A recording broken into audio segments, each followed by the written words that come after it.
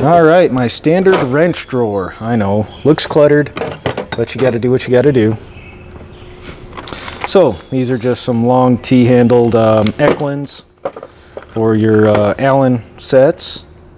Put those up there for now. Alright, so I've got a full set snap-on from 3/8 clear to 1 inch. And I've got a really long 5/8 as well. I found that one day, other place I used to work, out in the truck yard. These are Jones Way Allen sockets, 3/8 drive. Cornwell 3/8 up to 1 inch on the crow's foot, and then a snap-on 1.25 inch crow's foot. The mini wrenches by Craftsman. I've had these for a long time, so they've been doing good for what I need them to. 1/16 made in China. Don't know where that came from, but somehow I had it, so use that. 1/1/8 Craftsman, 1.25 inch Craftsman. These are all the older ones. 5/16 Craftsman, all made in the USA. And then a Crescent wrench, made in USA. Crestalloy, 12 inch. And then the ever famous, see if it'll focus here, metric Crescent wrench by Snap-on. Oh, look, it's also standard. All right, I've got a Unibit. I've got quite a few feeler gauges here. This is one that on about the 150th overhead I did. Let's see if it'll focus here. It actually broke along the seam. Other long ones for doing those, some brass ones, and then I've got more feeler gauges over here. Gear wrench 1/16. Then I've got the wobble ones all the way down from 1 inch also to 3/8. Snap-on line wrench set, full 5-piece set. Got that for $20 off Matco for the whole set. And a clutch mini wrench set. Those were like $4 at Northern. Alright, and then to continue on with the toolbox tour. Sorry if this is getting broken up into segments, guys. I keep on having to go back and re-video, but now we're into our metric wrench drawer. Now in here I've got a Blue Point 8 and 9 millimeter snap-on from 10 clear to 19. And then a Pittsburgh 32 millimeter. Got snap-on Torx Bits. I've got these Capri, which have been phenomenal. I'll put a link into the description box below to these guys. I need to do a separate review on these. These are all metric Allen heads from 2 millimeter clear up to 14 millimeter, and good number of these. Some I use more than others, like the 14, 12, 8, 10. The 5 I use a crap load of. As soon as I get it into picture here, bear with me. But yeah, I'll put a link in the description box below to where you can find these guys at, and they're like 15, 16 bucks or something like that. But those have just been outstanding. But the Torx Bits, I went ahead and yeah, I did get snap-on ones. I had an old Max set, but after a while things wear out, you know, tips start breaking off on these. And so I went ahead and I never see a Mack truck around here. I never see Matco around here. They never want to stop by. You know, you'd think that with toolboxes like these, sorry about the sun glare, guys, that you know, any tool truck would love to stop in, but they don't. Alright, so my screwdrivers, the Blue Points, I've had those for a while. They came all in that kit that came with the blue cart. These screwdrivers I've had for quite a long while, probably going on 4 years now. Slowly switching stuff out from my toolbox at home to here. Channel lock, big flathead. That's going to be for comparison later on. Got a Blue Point nut driver. Works pretty good, but yeah, the Blue Points, they do all right. They still got the lifetime warranty in here. The little bitty tray, I've got some bits, spare piece of heavy duty Velcro. I keep spare rings for the 3/8 impacts. These ones, let's see what brand these are. Just Clips work really good. I've had the Milwaukee ones before and they last a few months, but these ones, oh man, these have been holding up awesome. I bought these, heck, probably 10 months ago. I had to use one somewhere like 8 or 10 months ago. Only had to use one so far, and that's been working phenomenal. I've got a really tiny screwdriver for some of the electrical stuff and getting in and scraping things out. Irwin longer bit driver. I've got a spare, I've got a couple of these, some in the bottom drawer, and then this one here. These are kind of a extender adapter for the O2 sensors on the Cummins. Some spare batteries. I also keep, I've got some all over the place. Spare assortments of stuff. I've got a crap load of these because we use a e-sock machine to suck the oil out, so I've got a whole bunch of these. Spare greaser, spare bolt there, and a bunch of freaking, yeah. Got those all over the place. We use quite a few of them. Alright, moving on. So I've got more Allen sockets here. These are Jones Way. I got these from Fastenal quite a while ago. And these are nice if you like, you know, they were cheaper. I think I paid like 10 bucks a set. I got a standard set and a metric set. They're all 3/8 drives. If you need to modify one, as you can see, focus, to go ahead and fit your needs. And then a really old, cheap Great Neck set. I've got Super Scraper. This thing is awesome. One of the best scrapers I've ever had. Carbide, lifetime warranty, made in Cedar Rapids, Iowa.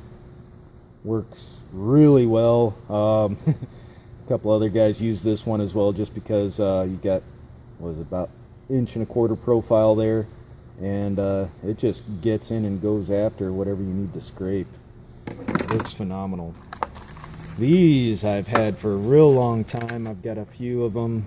Got a couple of them up there, and then I got one of them at home. It's a pick and screwdriver set. So I've got the really small Phillips and flathead, the bigger, or yeah, these are the bigger ones, these are the smaller ones, and small Torx Bits as well. Had this for quite a long while, probably since 2011 I've had this set. I think that's when they first came out with these. One of the promo deals they had it, and I really liked it, so I got it. I've got T-handle Eklund's Allen heads. I like the long T-handles on these. They don't have the balls on these, so they you can actually get some good torque on them. Alright, so I've got a little bitty spare grinder set, you know, cheap one, little bitty notepad. Yeah, just a little bitty Bendix brake measure there. Not that I really need it, but it was free. So I've got a spare charging cable, spare headphones, another charging cable. Part of this drawer, as you can see, is kind of the catch-all, but it's all right. I've got, I bought this out of the used bin on the Snap-on truck for like 10 bucks. Still really good shape, nice hard handle. Pen, tire gauge, the mini pliers from Blue Point look really good. Drill bits, more spare chargers, marker pen, that old Blue Point. I kind of keep that around for all sorts of stuff. I've got spare cap for the U-joints, cap bolts, Loctite, drill bits, tire gauge, change. You know, it's just one of those things. You know, part of that drawer is kind of a catch-all, but is what it is. Next drawer. Alrighty, so my pliers drawer, pry bar drawer, and yeah, it's good. So I've got, you know, from channel lock. It's the Blue Point heavy duty cutters. My Nipexes that I love. Matco snap ring pliers. These have the bigger heads on them. See if I can get it to focus. There we go. They're switchable to internal or external, and they're not near as wide for the same size as what you get on the snap-on ones. The snap-on ones that are like this, they go like clear out to here. They're just freaking too wide handled. I just don't care for that. Yeah, Blue Point hose pliers, Blue Point wire strippers. These ones work all right. Actually, they work pretty well, but they when you got to kind of get into a tight area where you got to strip the wire, that's why I keep those around. Blue Point Lineman pliers. Everything Blue Point, or almost everything Blue Point that you're going to see in this cart, was part of the kit that I bought, where the blue cart came with it. So I've got Lineman's, the end nippers, pliers, and their pliers work decent. Big dikes, smaller dikes, the bent angled needle nose, those ones work pretty good. Regular needle nose. My favorite set of crimper strippers. I've got 2 of these. Even bought my brother a set for Christmas. I love these things so much because they've got the insulated and non-insulated crimpers on there, little bitty plier ends, cutters, and cutters again. Those work really well. They're real comfortable. 4 1/4 channel locks. Blue Point made in Canada scraper. All right, so yep, snap-on needle nose pliers.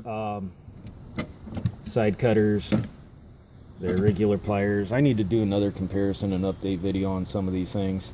But yeah, this set here, I've had these also since about 2011, this whole 3-piece set here. And yeah, they're phenomenal. I mean, the teeth, I've actually used the crap out of these, and the teeth hold up really well as compared to the Blue Points or some other ones you might get. Snap-on, Pry Bar set. I jacked them up pretty good. I got new ones ordered off the truck, as you can see, that one right there. A little bitty Blue Pointer snap-on, dual-ended. Then the long snap-on 48-inch Pry Bar. Blue Point vice grips. They work okay. Handles on them are relatively comfortable, but they're not as good as Irwin, but they're close. The regular vice grip ones, more channel locks, and then the Blue Point ones, like I said, I need to do more comparison videos. These are all right. They swap around. For the smaller ones, they work pretty good. There we go. Tape measure. Now my S-Twing hammer, got it ground down for extra grip in case you got a lot of use out of this guy. If it gets grease or anything, you're not going to slip with that. Brand new hammer, show you how I got that here in a little bit. That came free with another set. Blue Point made in USA hammer, and Matco dead blow. Excuse me guys, it's early, waiting on trucks to show up, waiting on the computer to warm up, so I figured I might as well get this done. Alright, so my Blue Point angled grinder works pretty good, not near as much horsepower as some of the more expensive ones, but it was like $100 and some odd bucks, I want to say, on sale a few years back, and it's been doing alright for me. The PT850, loving it. Don't care what guys say about it. It's been a workhorse for me. I've been beating the crap out of it. All right, my Milwaukee stuff. This is just some of them. I got a few more at home. 1/4 inch impact. My 3/8 impact. A lot of you guys seen the video on that. My old 1/2 inch impact. I got that in 2010 or 2011. 18 volt. This is the older style. It's not the fuel or brushless, so it's only got about 450 foot-pounds of yield to it. Milwaukee drill. It's not the bigger, heavier duty one, but like I said, I've bought a few kits way back in the day and it's still holding up. Fluke meter, Fluke 88.5. You want to get a good multimeter, guys. This one, I can take this anywhere. I can trust my life to it. I say that because when I was working at the steel plant, I was our plant secondary electrician. We were multi-craft maintenance guys, pretty much, millwrights. We did everything. We did all the welding, all the electrical. And Fluke, I can trust my life to. So if I have to leave here and I have to go do something else, work at another plant, work on cranes again, anything high voltage, as far as 600,000 volt goes, between class 3 and 4, this will do it. All right, so picked this up the other day. That's how I got the free hammer, because I had a couple Matco chisels, these size chisels right here. The ends got jacked up on, so I traded that kit off for this kit on the Snap-on truck because, like I said, Matco doesn't want to stop by. So what's the point in holding on to something if you can't get it warranted? Set that over there. A couple of good good relay, electrical test kit that I built. More punches. Snap-on files. Alright, now you're going to say, oh, you're just a Snap-on junkie. I've been looking at a good file kit for a little while. I bought this several months back, and it came out to $26 a file with a lifetime warranty. And because the other files that I was looking at that were lifetime warranty, made in Europe or USA, like the Nichols or the German made or what have you, and they were running about $15-20 without a handle, not including you'd have to send it off to the manufacturer in order to get it warranted. These ones, come on, focus, lifetime warranty. I can, if it ever screws up, chip it up, wears out, hand it to the guy on the truck, he hands me a new one, and we're back to the races, folks. All right, so Matco test light, pretty good test light, I like it. Matco brass wages, works really good. And then long kit there, also Matco. Basically what came down to that was a couple years ago, the guy on the Matco truck was having a sale. If you bought that kit, you got the rest of those for free. Those are the type of deals I try to look out for when I'm buying tools. You get a couple $100 more tools into that. Well, works pretty good. All right, now we're on over here. Oop, I got a surprise there. Need to hide that. So, another guy pulled up. This is my catch-all drawer. Like I said, I got my bottle jack, strap wrench.